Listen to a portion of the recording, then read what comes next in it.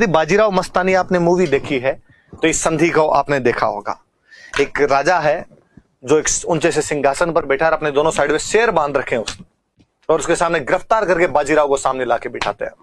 और राजा कहता है कि पेशवा बाजीराव तुम्हें गिरफ्तार कर लिया गया है। पेशवा एकदम आराम से कूल चिल होके बोलता है कि निजाम गिरफ्तार मैं नहीं हूं, गिरफ्तार तुम हो। ये जो चारों तरफ आदमी दिखाई दे रहे हैं ये तुम्हारे नहीं मेरे हैं। और निजाम को लगता है कि यार मराठे बंदूक ले लेके तैयार खड़े थे कि घेर लिया इन्होंने तो। और उसके बाद निजाम जब फंस गया तो निजाम को बाकायदा संधि करनी पड़ी। वहां पर जो वो संधि हो रही है वो मुंगी सिव गांव की संधि है। हालांकि इस मूवी में तो बाजीराव को बेचारे को बहुत ही घटिया सा दिखाया हुआ है, और बाजीराव जो है वो संधि करते टाइम वहां पे डायलॉग और फर्जी से डायलॉग दिए हुए। बाजीराव वहां बोल रहे, हैदराबाद के राजा को बोलते थे निजाम, तो बाजीराव के मुंह से वहां डायलॉग बुलवाया कि फलों के राजा को कहते हैं आम, दक्षिण भारत के राजा को कहते हैं निजाम। मुझे लगा यार संजय लीला बंसाली ऐसे कैसे कर सकता है यार तू? मराठों के पेशवा के सबसे बड़े सरदार से इतने चालू बाजारू टाइप के डायलॉग कैसे बुलवा सकता है? आम आम निजाम निजाम, ये कोई डायलॉग है संधि में बोले जाने वाले? थोड़े ढंग की बातें करते हुए दिखाते यार, सेंसिबल दिखाते, बाजीराव को दिखाते कि विजेता किस प्रकार का बिहेव करता है। मजाक क्या जोकर बना के रख दिया। और यदि राजा अपनी संधियों में इस प्रकार की बातचीत करते हैं अकॉर्डिंग टू बॉलीवुड, फिर तो यार एक राजा दूसरे राजा को लेटर लिखता है तो वैसे भी लिखता होगा, शीशी भरी गुलाब की इन पत्थर से फोड़ दूं, तुम्हारे खत का जवाब नहीं आया तो खाना पीना छोड़ दूं। ये भी कहलवाई देते यार थोड़ा बहुत, फर्जीवाड़ा दिखाते हैं बॉलीवुड वाले। अब बाजीराव क्रूर टाइप का आदमी था। कहते बाजीराव से या तो लोग डरते थे या बाजीराव से नफरत करते थे। कोई प्यार करने वाली वैसी बाजीराव में फीलिंग ही नहीं थी। उसके बच्चे तक नहीं बोलते थे यार बाजीराव से, हंसता ही नहीं था। कभी किसी ने बाजीराव को हंसते भी नहीं देखा था। उस मूवी में बापड़े बाजीराव से ढोल पिटवाए हैं, ढोल बेइज्जती करके रख दी बाजीराव की। बाजीराव यदि ऊपर से आ सकता ना तो आगे संजय लीला बंसाली को उल्टा लटका के बास्ते बालता नीचे।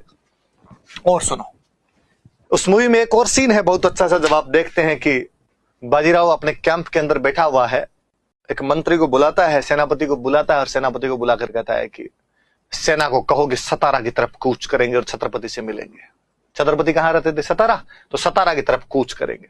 सेनापति वापस जाता है कि जो आज्ञा पेशवा श्रीमंत बाजीराव। इतने में जिस कैंप में बाजीराव बैठा हुआ है, कैंप के पर्दे फाड़ती हुई सुंदर युवती वहां पर उपस्थित होती है, मस्तानी, और वो कहती है कि बाजीराव, पेशवा बाजीराव, मैं ओरछा के राजा छत्रसाल बुंदेला की पुत्री हूं, और मेरे पिता पर मुहम्मद खान बंगस ने आक्रमण कर दिया। फर्रुखाबाद का राजा मुहम्मद खान बंगस ओरछा को घेर के बैठा हुआ था। महाराज छत्रसाल बुंदेला अपने किले के अंदर से राज्य की रक्षा कर रहे थे, पर अब रक्षा करनी संभव नहीं थी। अफगानों की सेना बहुत ज्यादा थी, बंगस चारों तरफ फैले हुए थे, और मस्तानी पेशवा बाजीराव से सहायता मांगती है। पेशवा बाजीराव पुनः अपने सेनापति को बुलाकर कहते हैं कि सेनापति, इस सेना को कहिए कि सतारा की तरफ कूच नहीं किया जाए, हम ओरछा चलेंगे। सेनापति ने कहा कि जब महाराज छत्रपति साहू को पता चलेगा कि हम उनसे मिलने सतारा नहीं जाकर ओरछा की तरफ जा रहे हैं तो छत्रपति दंड देंगे। पेशवा हंसकर कहता है कि नहीं सेनापति, जब महाराज छत्रपति साहू ये सुनेंगे कि एक हिंदू दूसरे हिंदू की रक्षा करने के लिए गया है तो बेहद खुश होंगे। हमें हिंदू पद पादशाही स्थापित करनी है। बाजीराव अपने तेज गति से ओरछा की तरफ जाता है।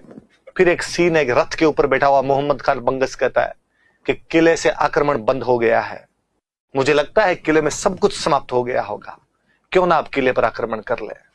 कैमरा घूमता है और घोड़े की टापों से पूरा मैदान गुंजायमान रहता है। बाजीराव अपने सैनिकों के साथ आ जाता है, मुहम्मद खान बंगस को भगा देता है वहां से, छत्रसाल को जीत दिलवाता है।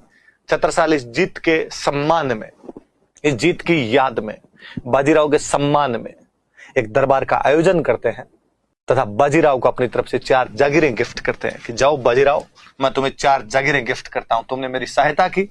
आप में से ज्यादातर लोग सही सोच रहे हैं, ये कालपी वही जगह है जहां पर सांगा की डेथ हुई थी।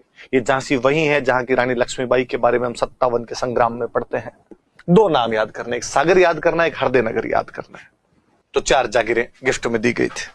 बाजीराव ने छत्रसाल से कहा कि महाराज छत्रसाल, आपने जागीरें तो कालपी, झांसी, सागर और हरदे नगर दे दी, पर मेरा हृदय रख लिया आपने। मैं मेरा हृदय आपकी राजधानी ओरछा में छोड़कर जा रहा हूँ। छत्रसाल ने पूछा कि महाराज ऐसी कौन सी चीज रह गई आपकी, का दिल चुरा लिया तुम्हारी मस्तानी ने। छत्रसाल ने कहा कि जाओ हरदे नगर के साथ में इस हृदय को भी लेते जाओ। बाजीराव मस्तानी को लेकर चला जाता है।